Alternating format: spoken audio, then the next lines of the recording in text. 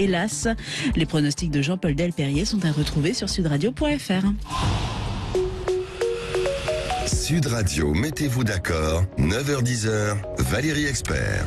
Bonjour à tous et à tous, nous mettrons-nous d'accord aujourd'hui. C'est ce que nous allons voir dans un instant avec Alexis Bachelet. Bonjour. Bonjour. Maire adjoint à Colombes, vous avez été député PS. Michel Taube, fondateur du site d'information Opinion Internationale. Bonjour. Et Frédéric Dabi, directeur général de l'IFOP, et vous avez publié La Fracture aux éditions Les Arènes. Et Bonjour, avec Valérie. vous, on va parler de cette... Alors c'est quoi, c'est une balise cette fois-ci? C'est une balise. Enquête d'opinion sur le président de la République qui est assez... les traits d'image associés à Emmanuel Macron, et c'est assez violent. Et Jacques Miard. Bonjour Jacques Miard. À vous.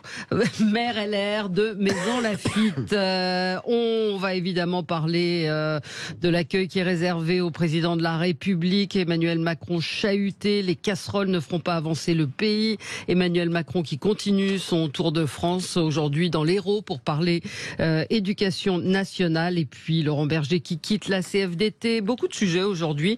La fin du retrait des points pour les petits excès de vitesse. Qu'en pensez-vous? Tous ces sujets avec vous. On commence avec vos coups de cœur et vos coups de gueule. Alexis Bachelet, c'est un coup de cœur? Oui, un coup de cœur pour le passage dans les médias de Pierre Rosanvallon, Oui. qui est un intellectuel, peut-être un des rares grands intellectuels français. Il y a de moins en moins d'intellectuels, ou en tout cas il y a beaucoup d'intellectuels médiatiques, mais des vrais intellectuels, c'est-à-dire des gens qui ont des travaux de recherche, qui ont fait beaucoup de livres. Il a énormément écrit notamment sur la démocratie, et j'ai trouvé que son expression, qui était à la fois empreinte de gravité, puisqu'il parle de la plus grave crise démocratique que traverse la France depuis la guerre d'Algérie. Donc bon, après on peut ne pas partager cette analyse, mais il l'argumente. Oui. Il l'argumente. Et ce qui est intéressant, c'est que lui, il considère que finalement, ce qui apparaissait comme une opportunité pour le pays, c'est-à-dire avoir un président jeune, neuf, sans expérience, sans formation politique, peut-être, dit-il, dans la durée de l'exercice du pouvoir, se retourne contre lui, et que ce manque d'expérience, son manque aussi de connaissance du pays, finalement, d'ancrage, il expliquait, Pierre Rosanvallon, que des personnalités comme Jacques Chirac, François Mitterrand et même Nicolas Sarkozy avaient, avant d'être président, fait déjà plusieurs fois le tour du pays, avaient été dans les petites villes, les villes moyennes, bref, qu'ils avaient une connaissance profonde du pays qui semble aujourd'hui faire défaut, et qui explique du coup, pour Pierre Rosanvallon, le passage en force, parce que c'est ça qu'il dit. Il dit un président ne devrait pas faire ça. C'est arrivé sous François Mitterrand, sous Jacques Chirac et même sous Nicolas Sarkozy, que des réformes, quand elles sont vraiment contestées et qu'elles fracturent le pays, soient retirées. Et donc, lui, il donne un peu son analyse, et je la trouve bonne. Et ce qui est pas ce qui est assez étonnant, c'est la réponse d'Emmanuel Macron, qui dit non, mais il faut faire attention que les intellectuels ne deviennent pas des militants. Bon. Ouais, voilà. Moi, je vais être très franc, je suis pas du tout d'accord avec vous, mais j'entends ce que vous dites. Moi, j'ai trouvé son propos extrêmement plat. Ouais. Extrêmement excessif, la crise la plus grave depuis la guerre d'Algérie. Alors qu'est-ce qu'on a dit? Qu'est-ce qu'on peut dire des gilets jaunes? Qu'est-ce qu'on peut dire quand les banlieues ont flambé? C'est pas il y a si longtemps que ça, c'était à l'automne 2005. L'explication très psychologisante, il n'a pas connu de vraies difficultés, le manque d'expérience. C'est ce qu'on disait, vous étiez député socialiste, mon cher Alexis, sur François Hollande. On disait, il n'a jamais été ministre. Il a été maire, président de département, il a dirigé un parti. Non mais, Alexis, j'entends ce que vous dites, mais ce type d'argument, vous avez raison. Merci pour la musique. Vous avez raison vous avez raison sur l'argument, mais je me souviens que du côté de la droite, on disait dans le débat public, je dis pas que je suis d'accord avec ça, que François Hollande n'a jamais été ministre, il n'est pas à la hauteur de sa fonction. Et puis le passage en force, Nicolas Sarkozy, on peut dire qu'il est passé en force en 2007 la réforme des régimes spéciaux, même s'il est soutenu par les Français, en 2010. Et la réponse d'Emmanuel Macron, on peut la critiquer, mais j'ai trouvé dans les propos de Rosanvallon pas la moindre trace d'éléments liés à ses recherches académiques, liés à sa posture de sociologue, et on le met sur un piédestal, il le mérite, sur quantité de travaux, de recherches, mais absolument pas sur ses propos. Je vais être très apprécié des auditeurs de Sud Radio, que j'ai trouvé voilà, qui rentrait dans la tambouille politicienne de critique du président, tout à fait légitime, mais je trouve qu'il n'a rien apporté comme critique, et puis dire on n'a jamais vu aussi grave depuis la guerre d'Algérie, pardon, mais c'est grotesque. Ouais.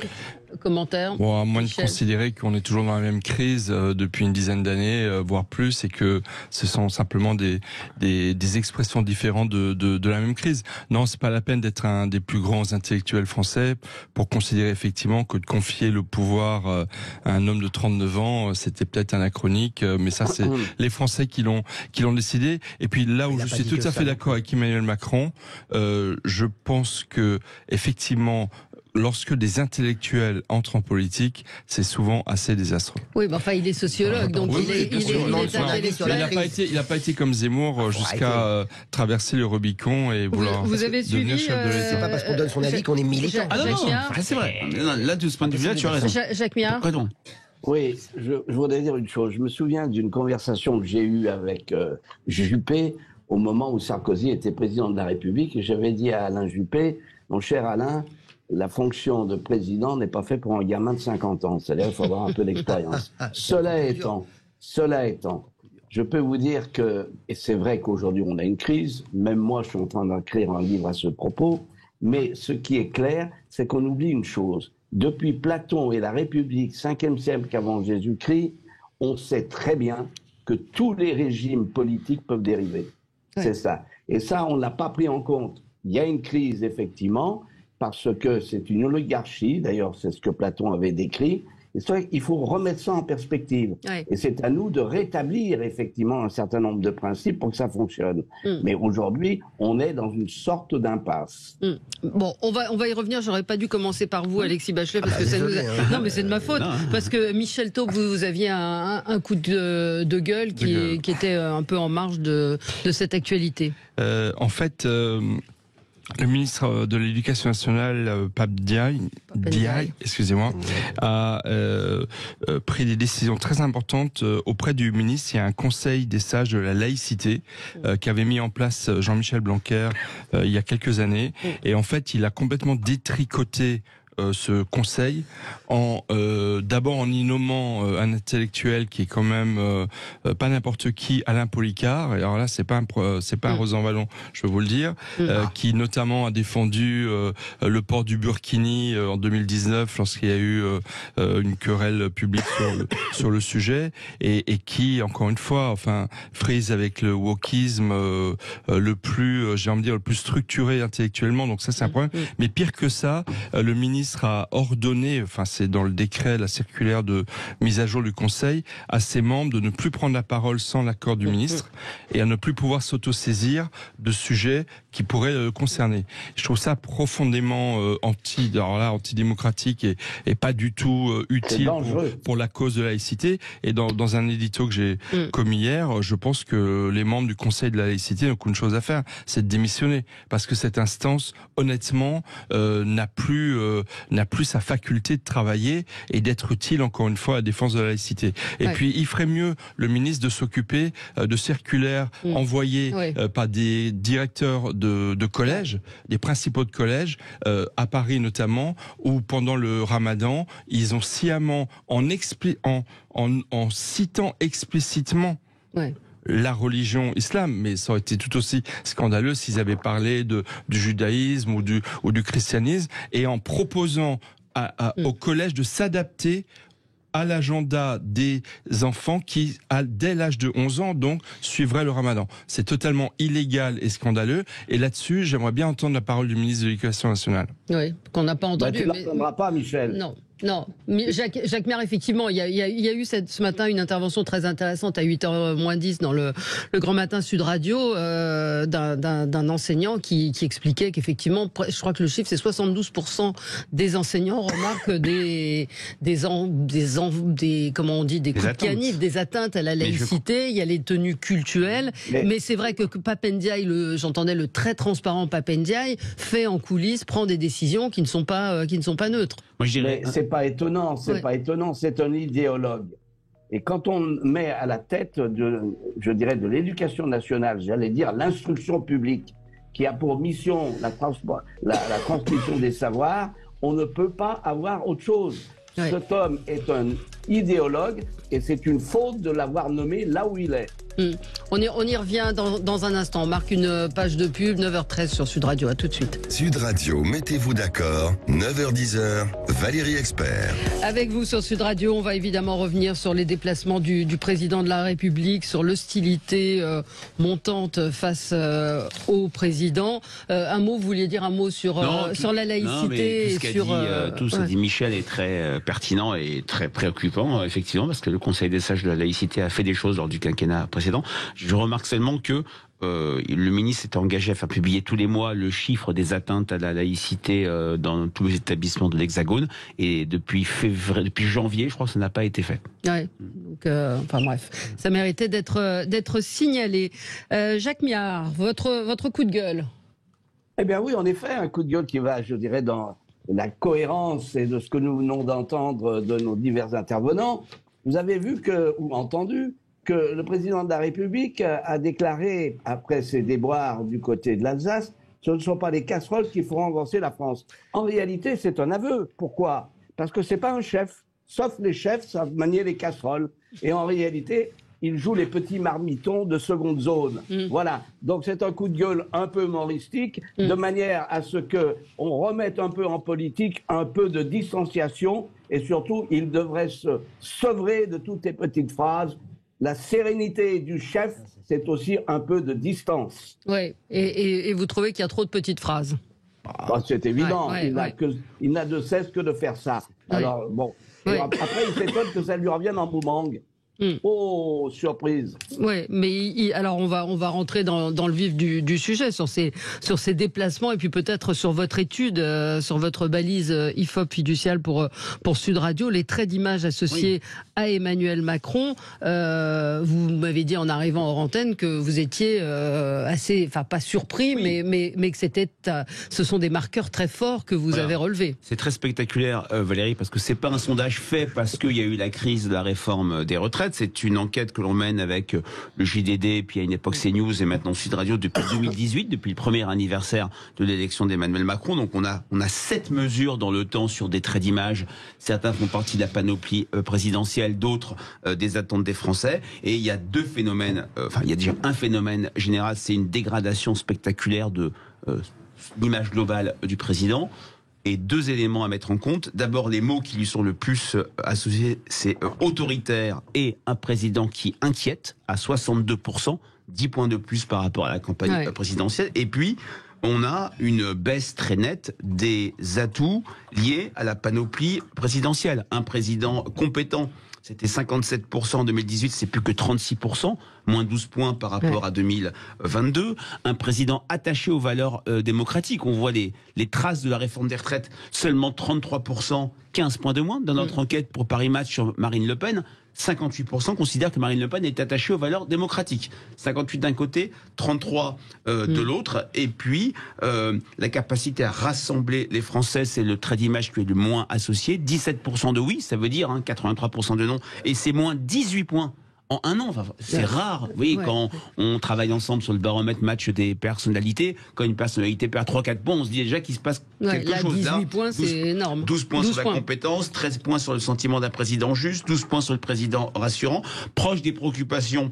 19, Marine Le Pen est à 58, 13 points de moins. Donc on a une dégradation tous azimuts d'un président qui, clairement, paye le prix, mais au prix fort, de cette campagne présidentielle tronquée, même s'il l'a emporté largement au premier comme au second tour, et de cette réforme des retraites qui ne passe pas. Et c'est vraiment son image originelle qui est atteinte. En 2018, le président avait de l'autorité pour 73%, ce n'est plus que 51% maintenant. Et le fait que le président inquiète, c'est quand même assez inquiétant, préoccupant, quand on sait les attentes associées à la fonction présidentielle. Michel Taube. C'est impressionnant parce qu'effectivement, quand vous le faites, Frédéric, vous décantez les différentes dimensions. Ce qu'on veut dire, ça fait un peu peur parce que pour deux raisons. En fait, je pense que ça va finir par entacher même la fonction présidentielle. Parce que un président autant empêché.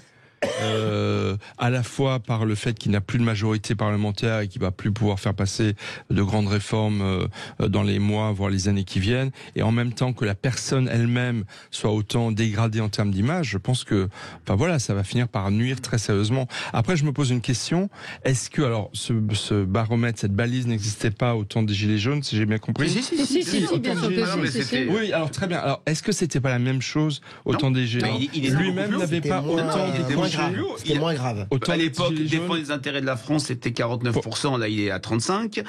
Porteur d'une vision pour le pays. Il n'avait pas décroché pendant quelques mois. Il avait décroché, même il a regagné du terrain, mais là il est à un niveau beaucoup plus bas. Là c'est plus bas. En octobre 2019, c'est-à-dire presque un an après les Gilets jaunes, porteur d'une vision pour le pays, 49%, c'est plus que 34%. C'est le fameux cap qui a disparu.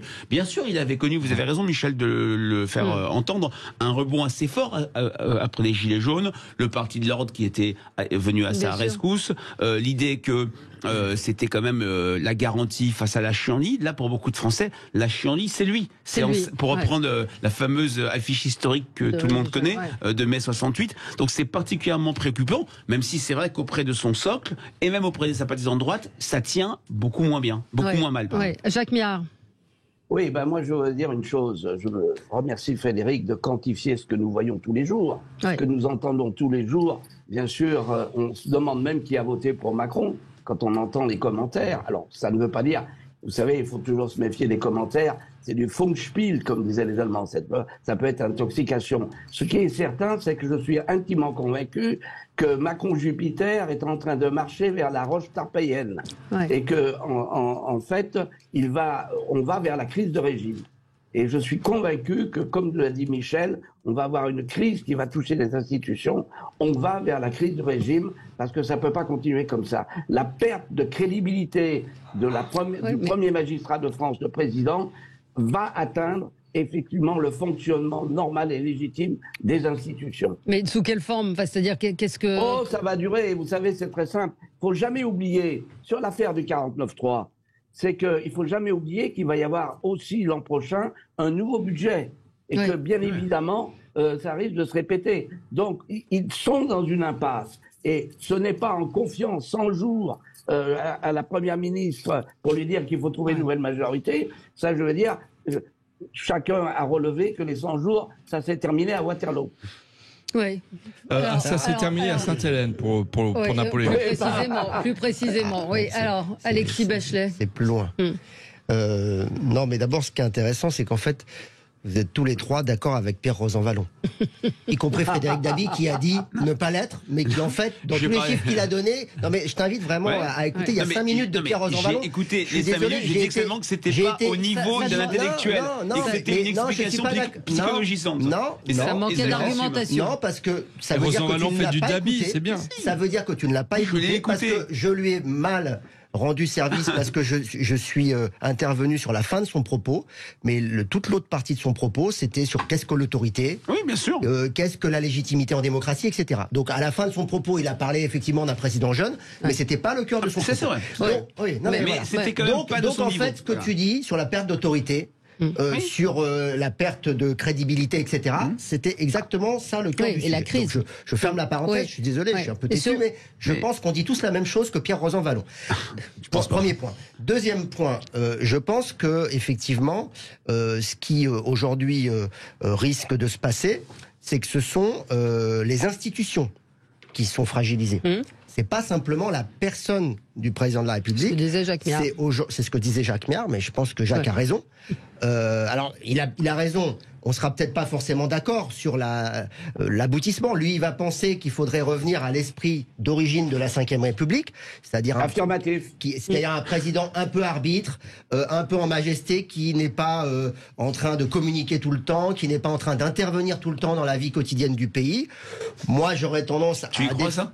Dans le monde dans lequel on vit? Non, mais moi j'aurais tendance à être plutôt favorable à une reparlementarisation du régime au sens de ce qu'on voit en Allemagne, en Angleterre, dans d'autres grandes démocraties, avec effectivement peut-être un peu plus de proportionnel, parce qu'on a aussi ce système à la majoritaire qui a donné à un président, entre guillemets, élu dans des conditions qu'on connaît, une majorité relative au Parlement, mais quand même une majorité relative qui lui permet aujourd'hui, avec, et Jacques Miard doit en être un petit peu désespéré, avec l'appoint à la roue de secours des LR, et ce qu'il en reste, lui permet de continuer à gouverner malgré effectivement une hostilité d'une grande majorité de Français. Et je pense que c'est ça qui est au cœur de la crise que nous vivons.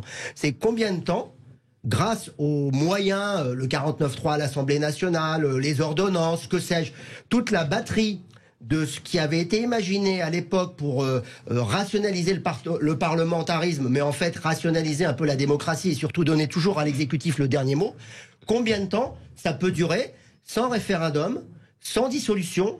Voilà. Donc à un moment donné, là où Jacques a raison, c'est que les Français sont très imaginatifs, c'est un peuple créatif. Et mai 68 est arrivé à un moment où on s'y attendait pas forcément. Donc il se peut qu'à un moment donné, il y ait des événements qui, comme dirait l'autre, dépassent les acteurs et amènent le pays dans une situation plus critique que là où nous sommes. Juste un petit point, oui, rapidement. Ne jamais oublier que dans la Constitution de 58 telle qu'elle a fonctionné, y compris avec De Gaulle et ensuite avec Pompidou, c'est une démocratie parlementaire. Et que c'est l'article 20 qui primait, à savoir que le Premier ministre, qui était supposé être le chef de la majorité, gouvernait le pays. Et il y a eu dérive. C'est le quinquennat qui a... ça avait commencé avant. Ça avait commencé avant. On ne peut pas dire que Giscard ait laissé beaucoup de brides à Chirac, mon cher Jacques. D'où sa démission. Oui, mais Frédéric, il ne faut jamais oublier qu'effectivement, il y avait initialement, c'était une démocratie parlementaire. Non, mais vous avez raison, Jacques. Oui. Vous avez raison, mais dans les faits, la pratique, même Chaban-Delmas par rapport à Pompidou, on ne peut pas dire que c'est Chaban qui menait. Chaban était débarqué. Allez, pause. Il était débarqué et ensuite on vote. Petite pause. Donc les casseroles ne feront pas avancer le pays. Emmanuel Macron continue ses visites. Aujourd'hui, il est dans l'Hérault. D'ailleurs, Jean-Jacques Bourdin, peut-être obtiendra-t-il tout à l'heure une interview du président de la République, puisqu'il sera en direct de Ganges à 10h30, ville où se déplace Emmanuel Macron. À tout de suite sur Sud Radio.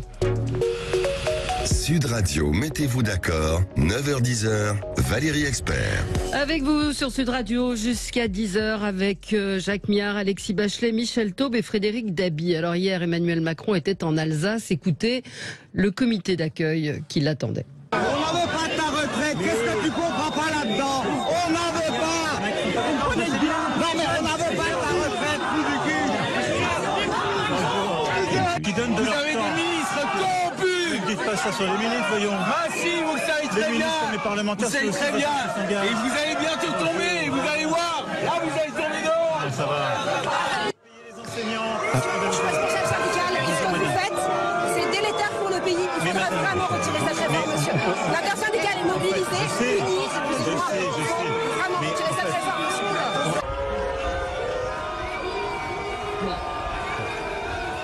Voilà, donc le président de la République a répondu, j'ai vu pire, ça m'a fait penser à un enfant à qui on donne une fessée et qui dit même pas mal. C'est un peu ça, hein. Et j'ai trouvé que c'était presque de la provoque. Oui, on n'a plus le droit de donner de fessée, mais c'est l'image du gamin à qui vous dites... Mais l'Élysée a diffusé ce matin sur son compte Twitter, le compte Twitter d'Emmanuel Macron, une vidéo de 1 minute 58 dans laquelle il y a cette même déambulation où il n'y a pas ces bruits, où il n'y a pas... Voilà. Donc salaud de journaliste. C'est guerre de momentum, Frédéric, vous vouliez réagir. Un peu mettre ça à distance tout en disant que c'est quand même pas anodin ce qui s'est passé. Non. On se souvient de François Mitterrand en 85, c'était montré hier chez un de vos confrères, hué dans la rue, Mitterrand, casse-toi, etc. On se souvient que Nicolas Sarkozy, tellement impopulaire après la réforme des retraites que on va se parler franchement, les endroits où il allait étaient quasiment vidés de ses habitants et il y avait des villages Potemkin avec des militants UMP. On se souvient de François Hollande en 2016 après la loi travail minoritaire, et tu t'en souviens Alexis, même chez les sympathisants socialistes. Mais la différence, c'est que ça arrivait en fin de mandat. 85, c'est un an avant la cohabitation de 86 où en plus Mitterrand surfait une santé. 2011, c'est un an avant la défaite, etc. Là, ce qui est très inédit, c'est qu'on en est au début de mandat. C'est vraiment cette idée du deuxième mandat qui n'a morné, qui n'a pas réussi à créer une distinction par rapport au premier mandat. Et comme le disent les Français dans nos enquêtes, c'est un mandat de 10 ans. Donc on est en fin de mandat. J'avais parlé de fin de règne dans le Figaro, alors même que ce n'est pas le cas. Il reste 4 ans. Lundi, ça sera peut-être que vous en parlerez, ça sera l'anniversaire, le premier anniversaire du second tour Macron-Le Pen, où Macron, il faut le rappeler aussi, surclasse Marine Le Pen de 5 millions de voix. Donc, voilà, des présidents qui ont du mal à se promener, à déambuler. Ça a toujours été le cas. C'est le cas, mais c'est vrai que je suis frappé par la radicalisation. La virulence quand même, la virulence. Si je reprends notre... Parce que, pardon, je ne sais pas si nos auditeurs l'ont entendu, mais trou du cul, le tutoyant, on n'en veut pas de ta réforme. On avait eu Sarkozy en 2007, au Guilvinec, où quelqu'un lui dit si je descends, je vais t'en mettre une. C'était un pécheur. Non, mais le côté radical, on le voit très modestement dans le sondage, où j'ai parlé des chiffres bien. Quand on regarde ceux qui disent que ça s'applique très mal, 57% proches des préoccupations des Français. Très mal, ça veut dire que ceux-là sont perdus. Capables de rassembler 57% de très mal. La radicalité est là. C'est le fruit de cette réforme, ou le reflet de cette réforme des retraites refusée, de cette étrange campagne et de ce quinquennat qui n'a jamais démarré. Il y a aussi une part de détestation personnelle. Alors, Jacques Miard. Oui, juste une petite chose. Frédéric a parfaitement raison, parce que ça, c'est maintenant. Je vais vous raconter une petite histoire, et je pense que Frédéric la connaît. On demandait jadis à Gaston Defferre quel était son secret en politique. Et le vieux dodolinait de la tête, le vieux père Defferre, et disait durer. Et le problème, il est là. C'est que la situation du président de la République, c'est pour ça qu'à mon avis, on va vers une crise de régime, c'est qu'il est incapable de durer. C'est ça qui va avoir. C'est aussi simple que ça. Oui, mais enfin moi qui suis une citoyenne de base, je me dis que ça veut dire quoi concrètement, incapable de durer? Ça veut dire il va démissionner, il va être obligé de dissoudre. Moi je suis pas d'accord avec ce que dit Jacques. Soit il dissout, soit effectivement il dit ciao Berthe, je m'en vais faire du fric chez Rothschild. Mais est-ce que c'est pas ce qu'il est en train de préparer? C'est-à-dire, est-ce que l'analyse psychologique, c'est j'en ai un peu rien à faire parce que je sais qu'après... On n'est pas dans sa tête. Je vois à l'instant le tweet de Laurence Rossignol, donc sénatrice, qui mais elle dit, vu sur le Bon Coin, président de la République échange point de permis contre point de popularité. Et j'avais pas vu ça comme ça. C'est-à-dire cette annonce qui a été faite de supprimer le retrait de points pour les petits excès de vitesse, c'est une sorte de forme de démagogie. Bien, mais c'est Darmanin qui va empocher le truc là. Bon, oui, enfin c'est le. Non, mais personne n'empochera rien, Jacques. La situation, c'est une diversion. Est-ce qu'on en est là? Ça va tromper personne. Ouais, alors. Sur les déplacements. Oui, mais sur les déplacements, moi je pense qu'il va pas en faire beaucoup des déplacements, parce que effectivement, celui d'aujourd'hui est prévu. Je voudrais juste ajouter sur l'Alsace, parce que je suis alsacien, pour que les Alsaciens huent et sifflent un président de la République alors qu'ils sont très légitimistes et légalistes, faut vraiment y aller. C'est déjà arrivé dans le passé, mais franchement, Mitterrand avait été boycotté par les élus alsaciens en 84 parce qu'il leur avait promis le synchrotron, cet énorme accélérateur de particules, et la veille de son arrivée, l'avant-veille, il avait dit il ira à Grenoble, et du coup tous les élus l'avaient boycotté. Il y avait eu 80 000 Alsaciens dans les rues de Strasbourg contre le Front National en 97. Mais enfin, c'est très rare qu'en Alsace on eu les politiques. Donc pour que ça se passe en Alsace, je pense que le comité d'accueil dans l'Hérault aujourd'hui, il pourrait être chaud. Donc je pense que le président va petit à petit s'emmurer dans son palais de l'Élysée, parce que je pense pas que ça pourra tenir longtemps. Mais moi, je voudrais insister sur un point, c'est que d'un point de vue légal et constitutionnel, le président de la République peut très bien se dire j'en prends pour 4 ans à cohabiter avec moi-même, à faire passer une fois par an, c'est-à-dire une fois par session parlementaire, une loi en utilisant le 49.3.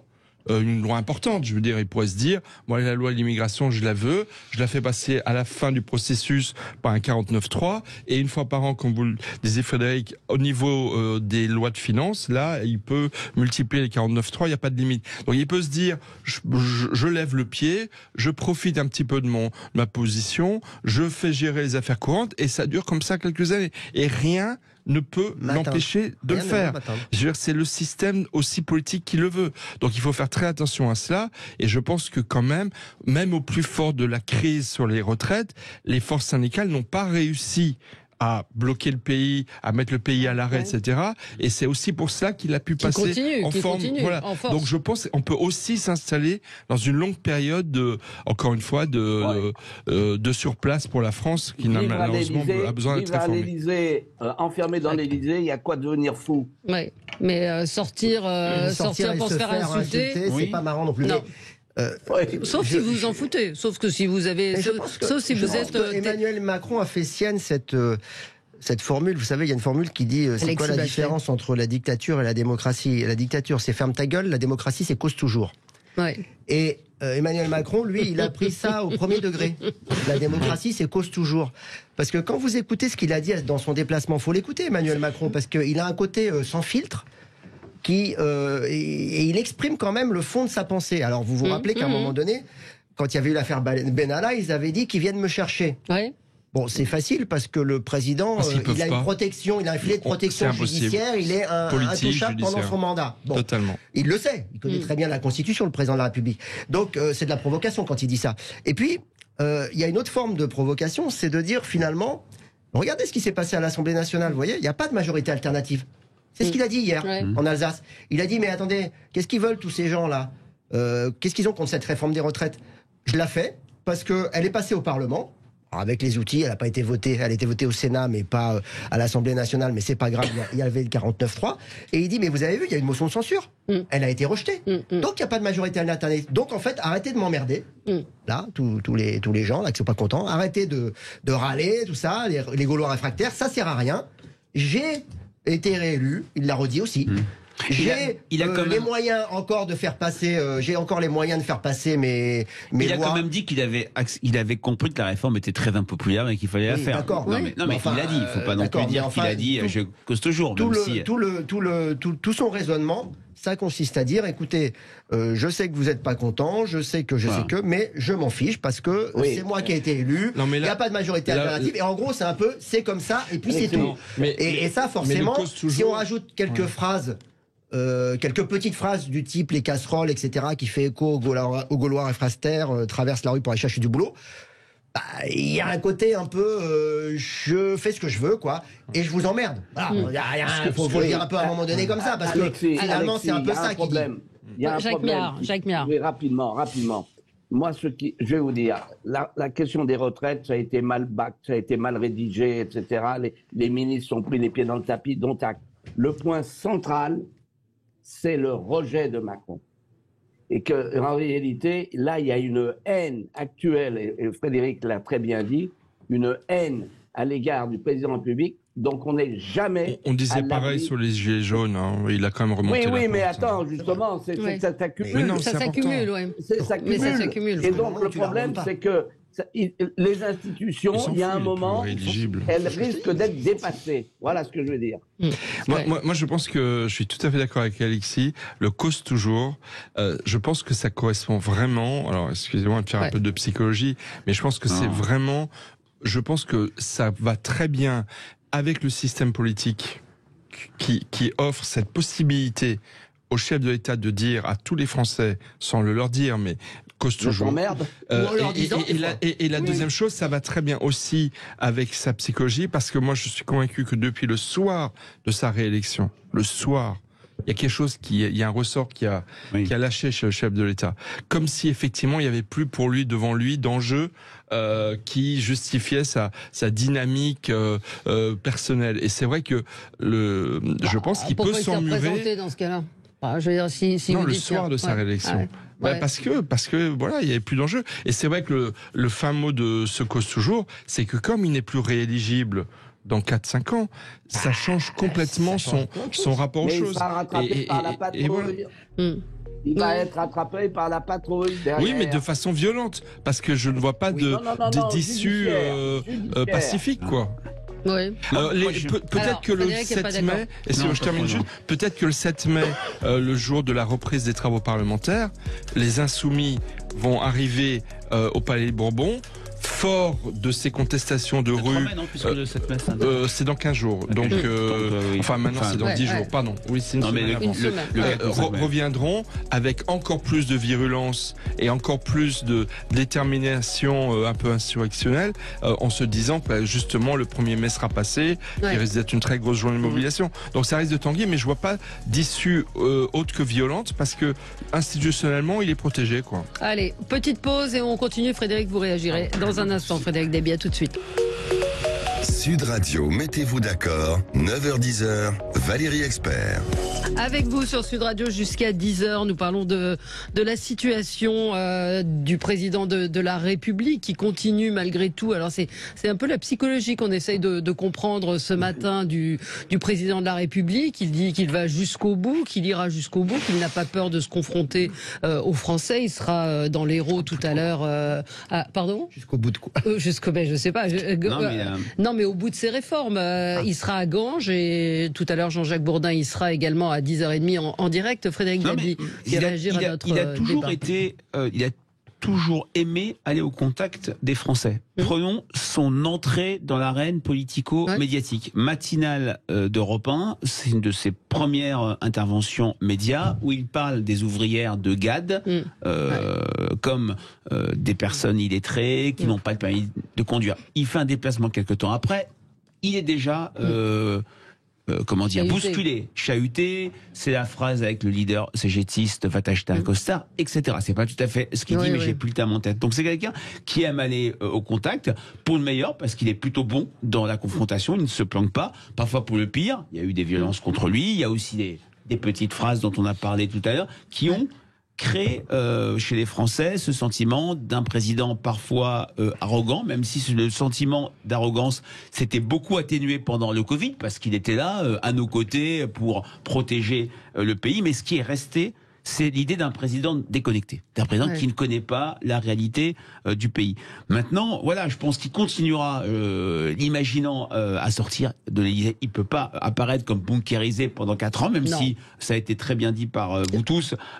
L'institution le protège. Hein. La durée dont vous parlez, François Mitterrand en 81 ne cessait de dire comme un mantra par rapport à d'autres périodes où la gauche était au pouvoir, j'ai la durée. Et c'est vrai que les institutions protègent le président, un François Hollande archi-minoritaire partout en 2016. Bon, il ne s'est pas représenté, mais il avait cette durée-là. Alors quand Michel, vous dites, oh là là, ça peut être compliqué avec le climat insurrectionnel que peuvent faire peser les Insoumis en termes de bénéfices politiques pour la NUPES en général et les Insoumis en particulier, c'est zéro. Quand on voit l'état de la gauche aujourd'hui dans toute une série d'indicateurs, à l'exception de Fabien Roussel, qui est sur une critique de la NUPES, on voit très bien que, et même Emmanuel Macron, s'il y a ce climat insurrectionnel, s'il y a cette bordélisation supérieure à l'Assemblée nationale, pourrait bénéficier d'un réflexe qu'il avait suscité, sur lequel il avait capitalisé pendant la crise des Gilets jaunes, c'est-à-dire que Emmanuel Macron le rempart face au désordre. Cette logique d'opinion n'existe absolument pas aujourd'hui, mais ça peut changer. Jacques Mérin. Frédéric, oui, je vais juste ajouter une chose, c'est que tout ce que vous dites sur les institutions, il peut se bunkériser, dont acte. Mais on n'est pas à l'abri d'un dérapage. Il y a une phrase qu'il faut toujours garder en mémoire, c'est lorsque Louis XVI demande à un homme « Mais qu'est-ce qui se passe dans ce bon royaume de France ?» Et ce noble lui répond « Sire, méfiez-vous, ce peuple est terrible. » Et malheureusement, on sait comment ça se terminer. C'est pas ce que j'appelle, Non. C'est pas ce que j'appelle de mes... Mais est-ce que c'est avoir un dérapage qui tourne au vinaigre. Mais est-ce que c'est ce qui se passe Michel Taube nous a effectivement, je n'avais pas vu, raconté que c'est le compte Twitter d'Emmanuel Macron, on le voit déambuler avec une foule qui lui est plutôt favorable. Donc il y a aussi, il y a aussi une dramatisation de l'information des chaînes d'infos. Mais pardon, juste pour finir, c'est vrai que la balise IFOP fiduciale pour Sud Radio, elle est assez terrible pour le président de la République. Précisément, hier à Célestat, je connais bien cette ville, que j'invite tous les auditeurs à aller visiter. Il y a une des plus belles, il y a une des plus belles bibliothèques du monde, qui est la bibliothèque humaniste de Célestat. Et Valérie, vous aimez beaucoup les livres. Alors là, il y a des livres extraordinaires. Mais hier, il y avait du monde sur la place. Il y avait du monde. Il y avait étrangement, je trouvais beaucoup de monde. pour protester contre lui.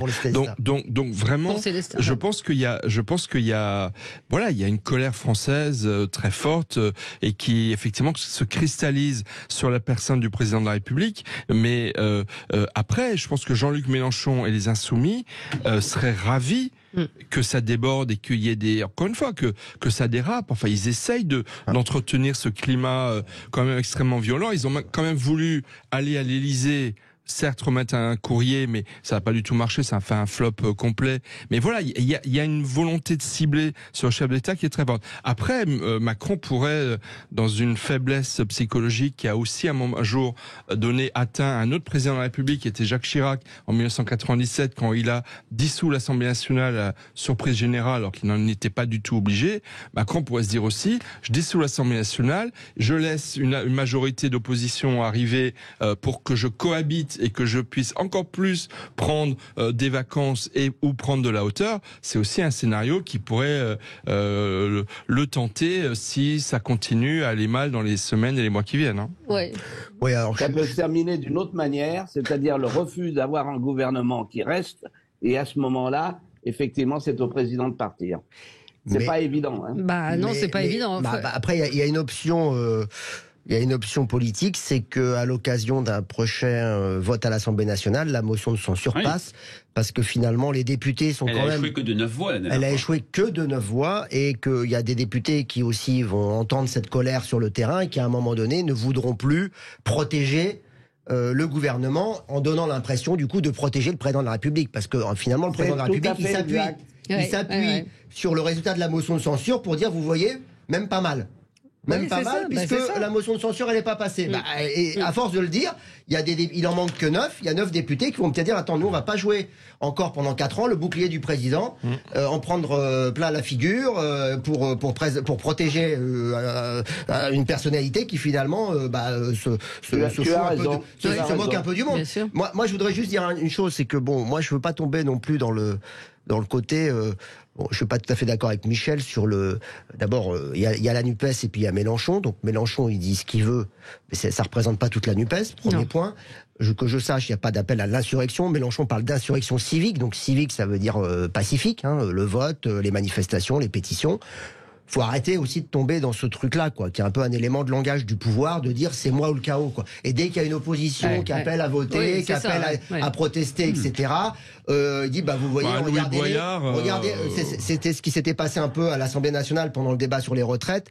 Les députés macronistes insistaient sur le côté, happening permanent Assemblée générale, alors qui n'était pas très agréable à regarder et pas toujours très digne de ce qu'on est en droit d'attendre de nos parlementaires. Mais néanmoins, ça c'était fait aussi pour faire un écran de fumée par rapport au fond de la réforme. Donc moi, je vais pas tomber dans l'écran de fumée et dire c'est la faute de l'opposition si les gens sont pas contents. Parce que, excuse-moi Michel, mais ils n'ont pas besoin de la NUPES, les gens, pour savoir ce qu'ils pensent sur le président de la République et pour avoir envie d'aller dans les manifestations, de signer des pétitions, etc., etc. Faut pas prendre non plus les gens pour des imbéciles sur ce point. Non, mais je pense pas que Michel, je peux me permettre, ait voulu dire ça. Il a dit insurrection. Mais Alexis, on est dans un jeu à 3. On est dans une tripartition du champ politique. Le bloc central, le bloc de droite extrême Marine Le Pen, le bloc NUPES Jean-Luc Mélenchon. Je dis exprès Mélenchon parce que même si d'autres personnalités émergent, les Français font toujours l'équation suivante: NUPES égale LFI, LFI égale Mélenchon, NUPES c'est Mélenchon. La question, pas vrai non plus. C'est comme ça que les Français le perçoivent. Et d'ailleurs, on le voit. Quelle marge de manœuvre pour Europe Écologie Les Verts, le PS, qui sont complètement écrasés. Le seul moment où on a parlé du PS, c'est en Ariège, avec la victoire de la socialiste dissidente face à la sortante LFI. C'est passé en Ariège, on en a parlé ici. Et pour moi, très très important en termes de signification politique. Donc dans ce cadre de cette tripartition, la question qui se pose, c'est qui capitalise le plus, qui peut le plus apparaître comme une alternative au pouvoir actuel en grande difficulté. Dans les enquêtes, ce ne sont que des enquêtes, c'est pas la vérité, c'est un reflet de la réalité. Il semble que le Rassemblement national capitalise plus que la NUPES. Mais il reste 4 ans, mais en tout cas, les Français veulent plus des débats et une alternative et des propositions qu'une forme de bordélisation. Frédéric, pardon, Jacques Miard. Oui, ça me rappelle ce que disent actuellement les assureurs. L'avenir est devenu incertain, ce qui est la pire des choses pour un assureur, puisqu'il doit se préparer à tous les coups fourrés. Donc le problème, c'est qu'on ne sait pas. C'est qu'aujourd'hui, effectivement, des institutions fortes le protègent, le peuple en a ras-le-bol, et donc ça peut tourner. Et ce que dit Alexis également, il se peut qu'une motion de censure passe. Donc on a tout un tas de paramètres qui vont, je dirais, donner du travail à Frédéric, parce qu'il faut mesurer ça à longueur de temps. Et donc, on va le suivre toujours avec grand intérêt, comme dit la formule d'Édouard Balladur. Eh ben voilà, c'est dit. Merci à vous, merci à tous les quatre. On se retrouve dans un instant pour l'émission Média. À tout de suite.